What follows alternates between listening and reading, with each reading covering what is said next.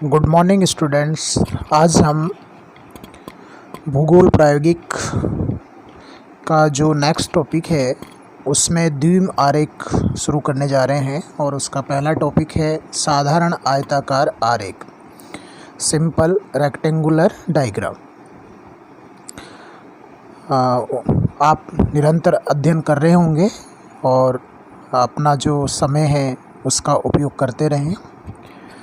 साधारण आयताकार आरेख बनाने के लिए कुछ महत्वपूर्ण बातें हैं, उनको पहले समझ लेना आवश्यक है। सबसे पहले तो जो आंकड़े दिए गए होते हैं आपको, उन आंकड़ों को हम क्या करेंगे, अवरोही क्रम में व्यवस्थित करेंगे। अर्थात पहले सबसे बड़ी संख्या, उसके बाद उससे छोटी संख्या, फिर उससे छोटी संख्या। अगर आंकड़े पहले से ही व्यवस्थित हैं अर्थात अवरोही क्रम में दिए गए हैं तो उनको फिर से व्यवस्थित करने की आवश्यकता नहीं है।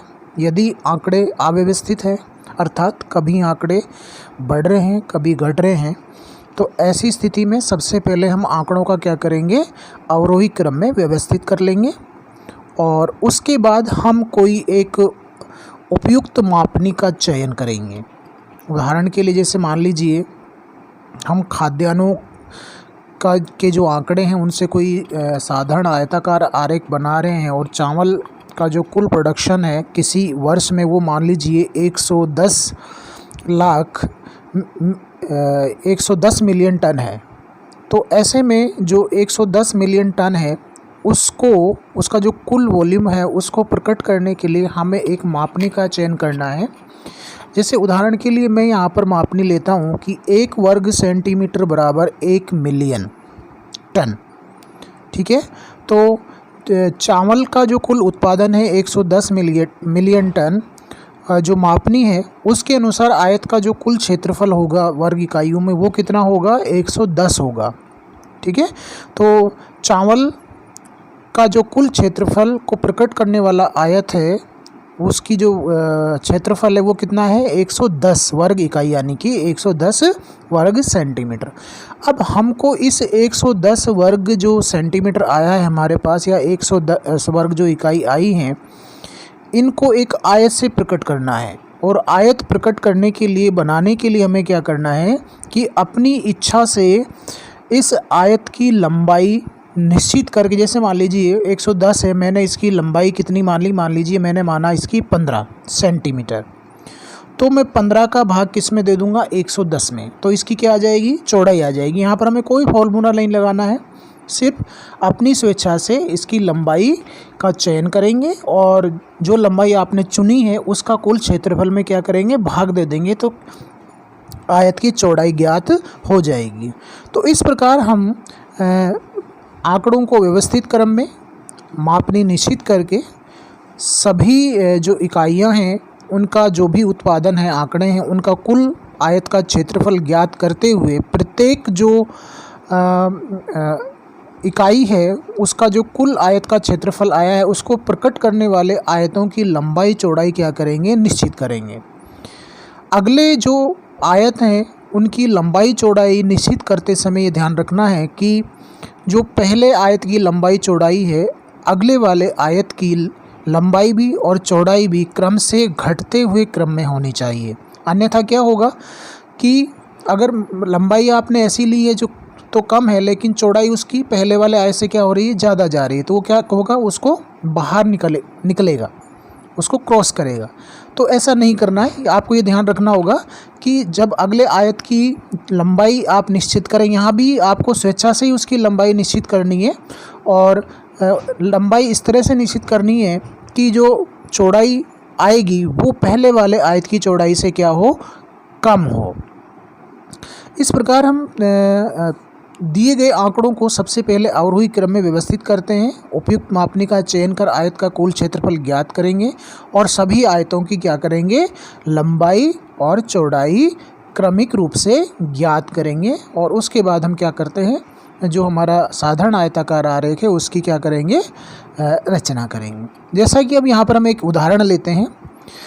हमने यहाँ पर साधारण आयताकार बनाने के लिए एक उदाहरण लिया है कि निम्न आंकड़ों को साधारण आयताकार आरेख द्वारा प्रस्तुत कीजिए या प्रकट कीजिए। आंकड़े हैं भारत में खाद्यान्न उत्पादन 1994-95 लाख टन में, यानी कि मिलियन टन में। यहाँ पर हमने विभिन्न प्रकार के जो अनाज हैं या जिन्हें हम खाद्यान्न कहते हैं वो लिए हैं।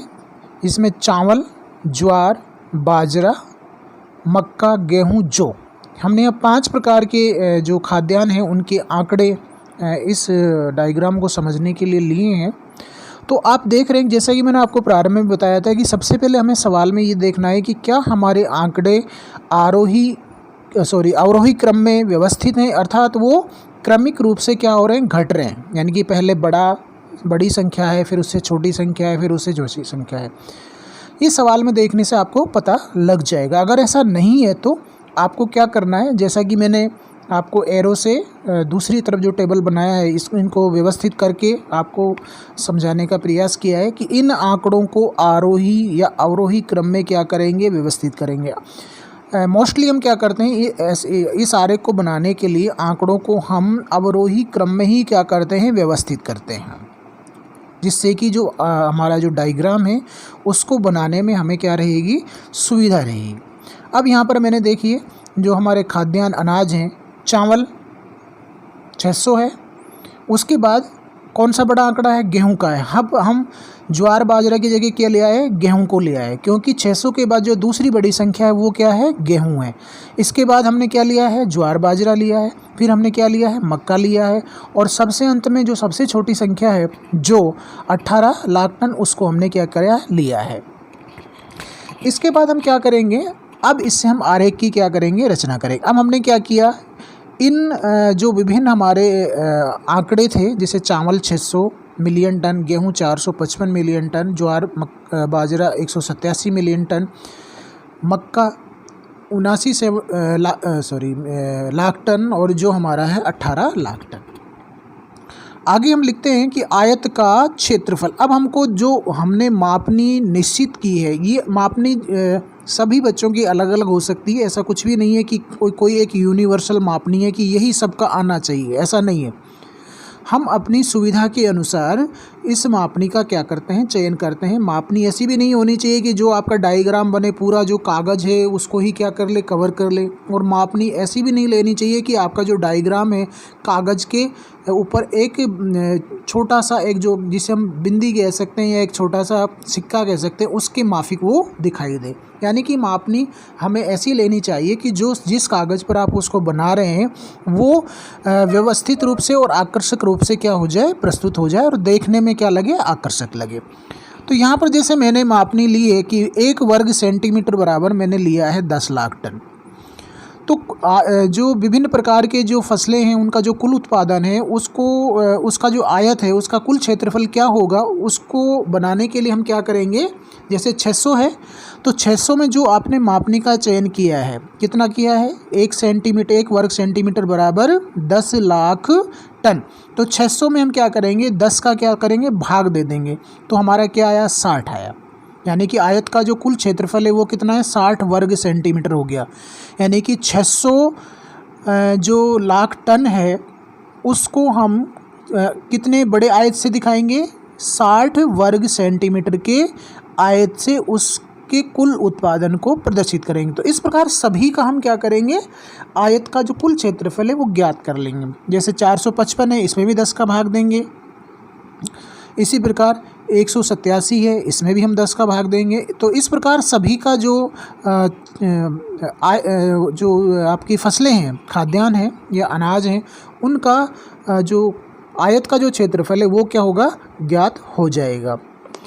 जैसा कि आप देख पा रहे हैं कि अब आयत की लंबाई चौड़ाई हमको क्या करनी है, निश्चित करनी है। यहाँ पर भी ये भी ध्यान देने योग्य बात है कि यहाँ पर भी सभी बच्चे ज़रूरी नहीं है कि एक जैसा सबका जो आयत की लंबाई चौड़ाई हो वो आए, क्योंकि यहाँ पर पहले ही प्रारंभ में ही आपको बता दिया गया है कि 60 जो वर्ग इकाई चावल के लिए प्रदर्शित करने वाला आयत है उसको जब हम एक आयत के द्वारा प्रदर्शित करेंगे तो उसकी लंबाई हम क्या करेंगे, स्वेच्छा से चुनेंगे।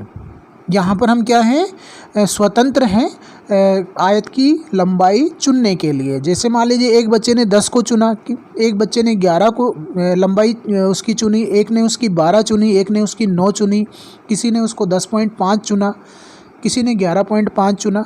तो इस प्रकार सभी बच्चे अपनी सुविधा के अनुसार, यानी कि बनाने वाला अपनी सुविधा के अनुसार आयत की जो लंबाई है अपनी स्वेच्छा से क्या करता है, चुनता है, और उस चुनी हुई लंबाई का जो आयत का कुल क्षेत्रफल है उसमें उसका क्या करता है, भाग देता है। तो यहाँ पर मैंने आयत की लंबाई कितनी निश्चित की है, 10 की है। और अब चौड़ाई मुझे ज्ञात करनी है, तो मैं क्या करूँगा, जो आयत का कुल क्षेत्रफल 60 आया था मापनी के अनुसार, उस कुल क्षेत्रफल में चुनी हुई जो लंबाई है 10 सेंटीमीटर में उसका क्या करूँगा, भाग दूंगा। तो भागफल आपका कितना आ रहा है, 6 आ रहा है। तो आपके आयत की लंबाई चौड़ाई क्या हो गई, लंबाई हो गई 10 और उसकी चौड़ाई कितनी हो गई, 6 सेंटीमीटर। यानी कि 10 सेंटीमीटर गुणा 6 सेंटीमीटर का मैं क्या करूँगा, एक आयत बनाऊँगा जो चावल के कुल उत्पादन को क्या करेगा, प्रदर्शित करेगा।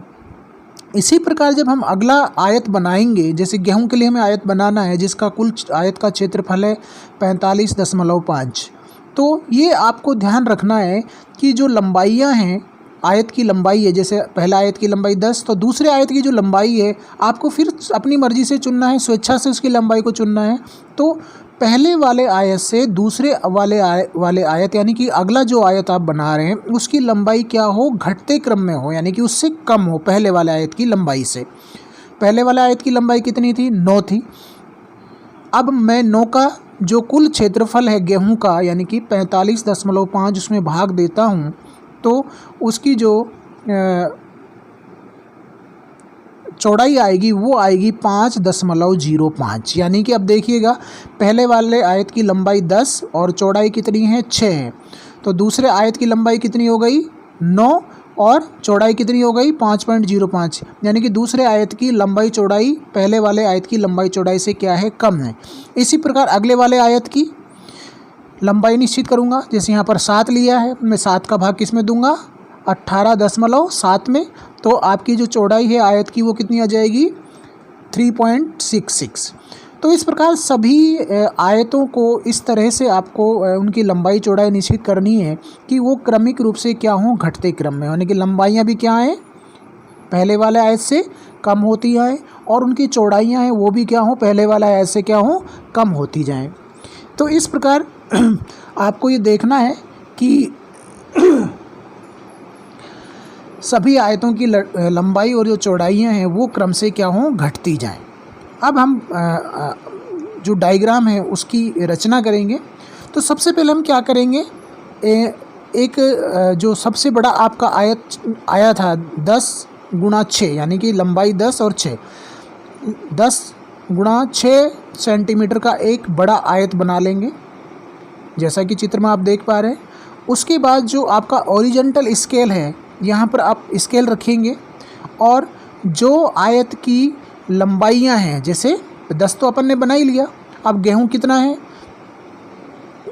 गेहूँ आपका 9 है, तो अपन जो आपका जहाँ जो को दिखाया गया एरो से, यहाँ से दूरी नापते हुए 9 सेंटीमीटर जहाँ होता है वहाँ पर क्या करेंगे, उसकी दूरी का एक चिन्ह लगा लेंगे। ऐसे ही 7 को, यानी कि ज्वार और मक्का की लंबाई कितनी है आयत की, 7, उसका चिन्ह लगा लेंगे।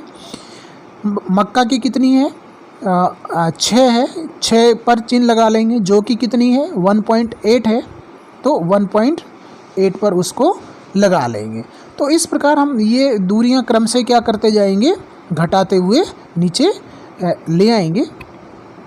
अब देखिए ऊंचाई आपको वो करनी है, बनानी है, तो आप वर्टिकल स्केल पर स्केल रखेंगे, और पहला वाला आयत हमारा बन ही चुका है। अगले वाले आयत की जो ऊंचाई है वो कितनी है, 5.05। तो वर्टिकल आयत पर नीचे से ऊपर की ओर हम 5.05 पर चिन्ह लगा लेंगे।